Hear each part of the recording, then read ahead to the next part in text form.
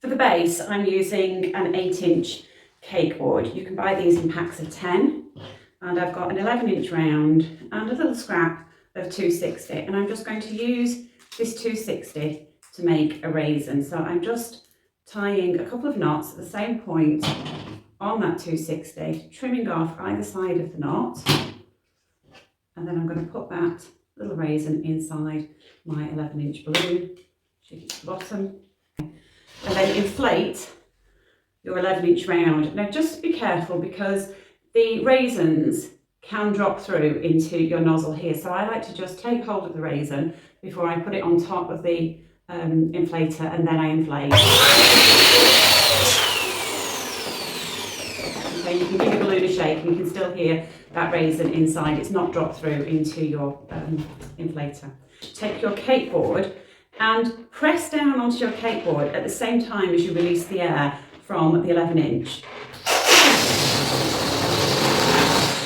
Okay, and you end up with a covered cake board.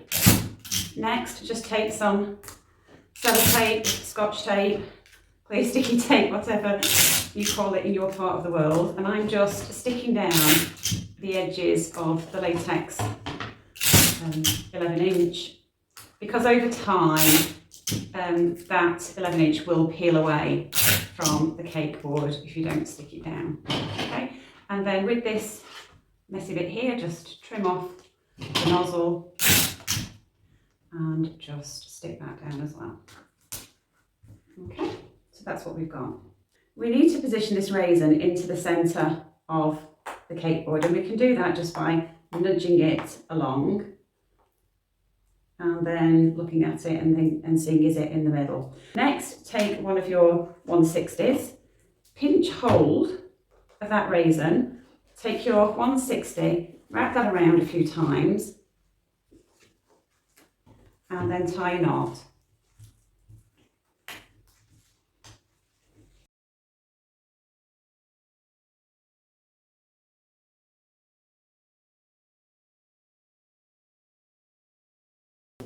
And then tie a second time. Take a black 11-inch round and inflate.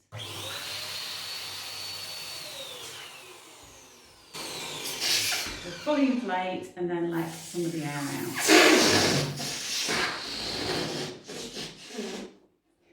And you're looking for a balloon of about 8 to 9 inches. Twist in the neck. Place a long piece of 160 black over the neck and tie. And tie a soft knot, which means we're not going to pull that knot too tightly. Instead, we're going to grasp the knot and we're going to roll it along the neck to the nozzle as far as we can. Okay? And then try and squeeze the air into the neck of that 11-inch, and then with your middle finger just push that knot and nozzle into the base of the balloon and try and grasp hold of the knot and nozzle at the bottom, sort of twisting it. Take a little piece of 160 scrap, wrap it around the knot, so you're holding on to the knots with this hand and you're wrapping on this side of the knot and nozzle. And then tie a knot in the ends of the 160. And then once you've tied the knots, tie it a second time, just for good measure. Okay, so you've got your attachment point here, and with these little ends here, just tie them onto the attachment point that you've created on your cake board. There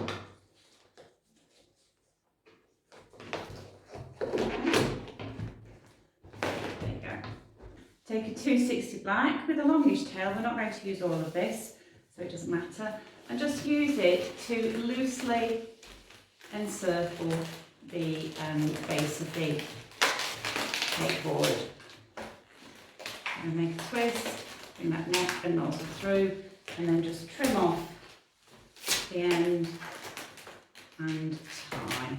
I'm just going to tie a second time just for good measure. Okay. And then I'm just going to trim off the excess. Okay. Next, take a little bit of scrap 260, I'm using red, and I'm going to create a raisin. So I'm just going to do that by tying a couple of knots at the same point on that bit of 260 and then trimming off the excess on either side of that knot. Okay, so you're left with just the 2 knots. Place the knots, the raisin, inside an 11-inch round and shake it to the bottom. Okay. And now it's very easy when you're inflating an 11-inch round with a raisin in it to just upend the balloon and put it on the nozzle of your inflator and it drops through into the nozzle. So what you can do is just pinch hold of that as you start to inflate. Then once the air starts to come through the inflator, the pressure from the air, the force from the air, will keep that raisin blowing around inside the 11-inch and it's not going to drop through into your inflator and wreck it. So just inflate.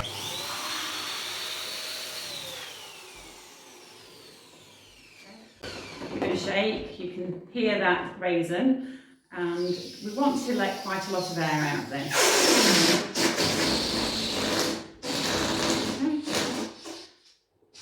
So we're letting this balloon down to about 7 inches or so, and then tie a knot and tie high on the neck and then roll that nozzle. Roll the knot up as far as you can to the nozzle. Okay. Next, you're going to need 2 321s in white. If you haven't got 321s, you can get away with using 260s, 160s even. Just creates a slightly different look for your devil. But they do work just as well. And put the 321s onto the hand pump as far as you can because we want to inflate the tip. Okay. There you go. And then if you need to, just squeeze the air forward a little bit. And we want to create some quite small horns. Okay. We don't want to go too large with these. I'm just going to let a bit of air out.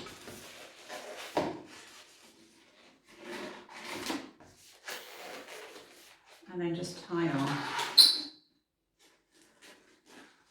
A bit of shaping.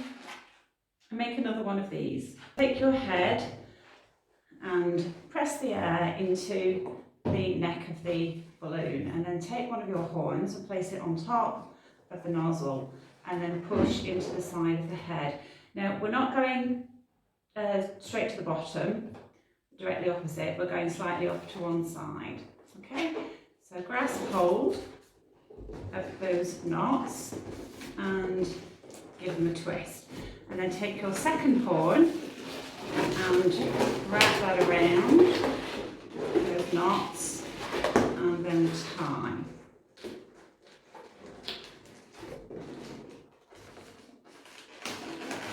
Okay. And then pull that knot tight. As you can.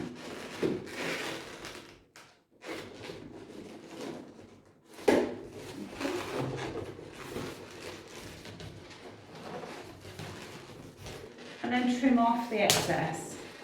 So you will get one horn that sits very snugly inside the head, and you get another horn that pokes out a little bit. Take a 160 with a tail of 3 fingers or so, and just wrap that loosely around the bottom of one of the horns, twist off the bubble, pass that knot and nozzle through, break that off and tie, and then tie off this bit because you're going to need that to do the second horn. And do the same thing on the other side. Take a 646 in red and inflate to about 15 to 16 inches. And we're going to tie that onto the 2 attachment points inside our black 11-inch. So just tie that directly on.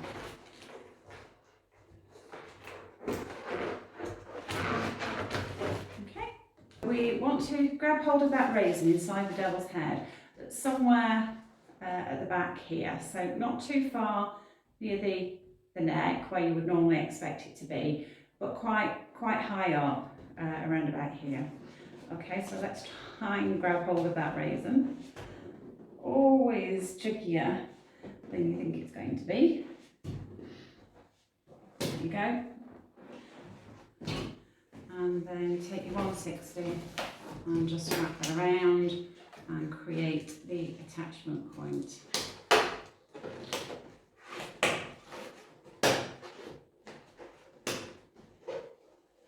Okay, tie a second time. And then take your devil's body, just twist in that balloon and then just snip off the end.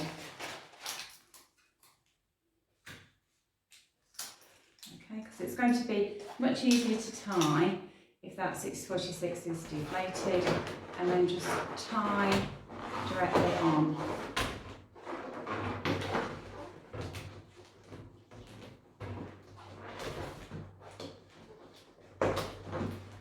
Okay. Next, you're going to need 2 350s in red with perhaps tails of 6 fingers or so, and give your balloon a squeeze and make a loop twist of about 4 to 5 fingers or so, and take that knot and nozzle and wrap it through. Okay, and make a 3-finger bubble and turn that into a pinch twist.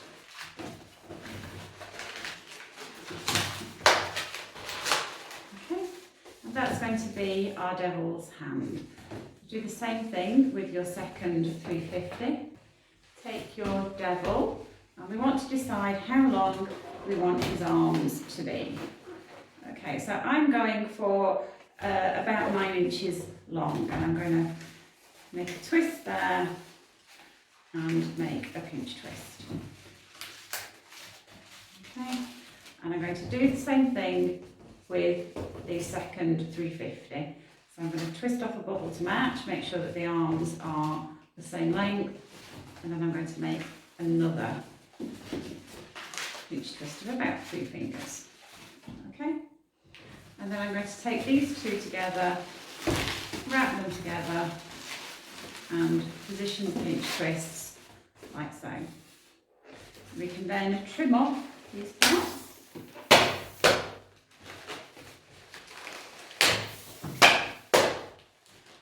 And then just tie the ends in a knot. Okay. And then take your devil's arms and just twist those into that neck area.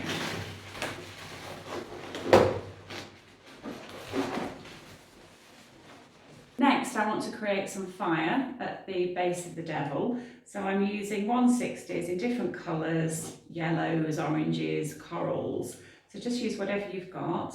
And actually what you need to do first is just inflate your 160.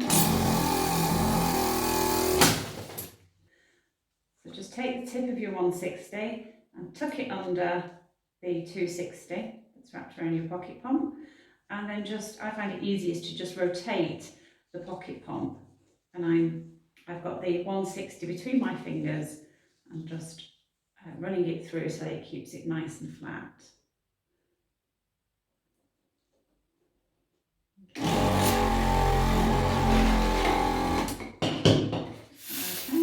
just going to let a little bit out and tie. And for some of these I'm going to tie the ends together.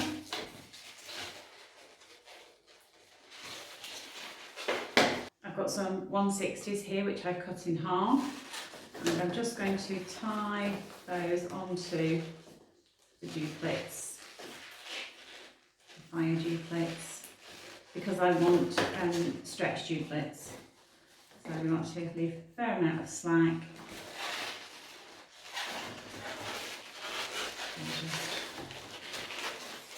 put those in and tie. Do the same with your other duplets, and then take your devil, and you just want to position the fire loosely around him. Okay, so you can add as much fire as you wish to, depending on your preference. Okay. Next, take a 160 in black with a tail of 3 fingers or so. We're not going to use it all, but I just want to use this to create the top of the fire, the cauldron, I suppose. So I'm just positioning it over the top of the black and underneath the flames. And then at the back here, I'm just going to twist off a bubble, pass that neck and nozzle through, and then just break this off and tie.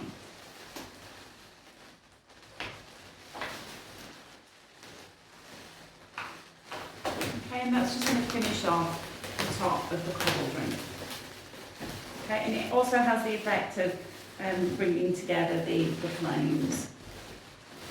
Okay, for our devil's tail, take a 160 with a tail of 4 fingers or so, 5 fingers, and make a loop of perhaps about 4 fingers or so, followed by another loop the same size. Then make a bubble of a couple of fingers and turn that into a pinch twist. So this is our devil's forked tail. I like to give a bit of shaping and zigzag it a little bit. Shock twist it if you want to. Okay, then take the tip and just wrap that in at the base. If you're concerned about the tail falling off, then you can just tie it to one of the nozzles from the fire 160s, and that's just going to secure it. Okay, and then we rearrange everything. And then what I also like to do at the back, I've left some attachment points here, and I just like to take some of the bits of fire and just tie them at the back, so that you're always going to have a few flames that are going a little bit higher than the others. To make a pitchfork for your devil, take a 160, I'm using silver, with a 5 to 6 finger tail, and then make a bubble of about 5 fingers or so, followed by a 1 finger bubble. Turn that into a pinch twist. Make another 1 finger bubble and turn that into a pinch twist as well. Okay, so that's what you've got. Make a bubble of about 3 to 4 fingers. Make another 1 finger bubble and make a pinch twist. Make a second 1 finger bubble and turn that into a pinch twist. Okay, so that's what you've got so far. Make another bubble to match this one, so 3 to 4 fingers. Make a 1 finger bubble, turn that into a pinch twist. Make another 1 finger bubble and pinch twist that as well. Okay. Make another bubble to match this one.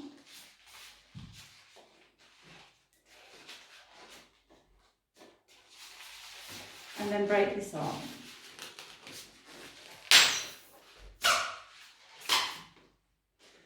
Tie a knot.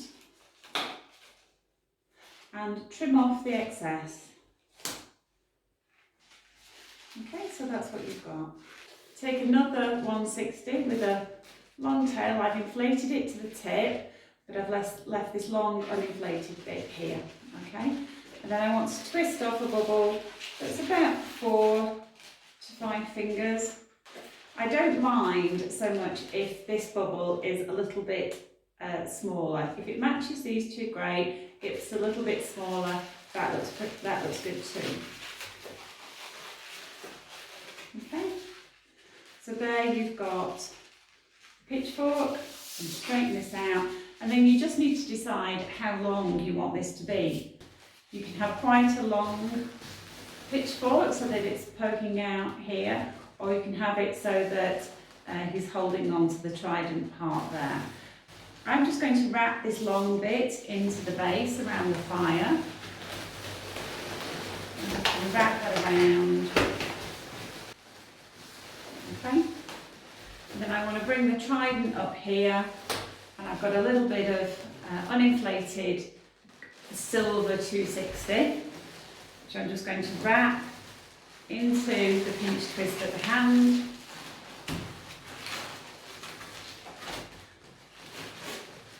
And then I'm just going to wrap that around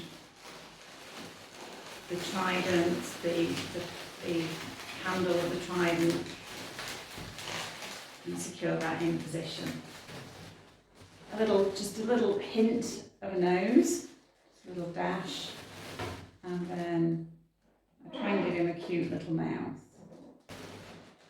And then with the white Edding 750 paint pen, I'm just going to put a little white highlight in the eye. So there's your Halloween devil.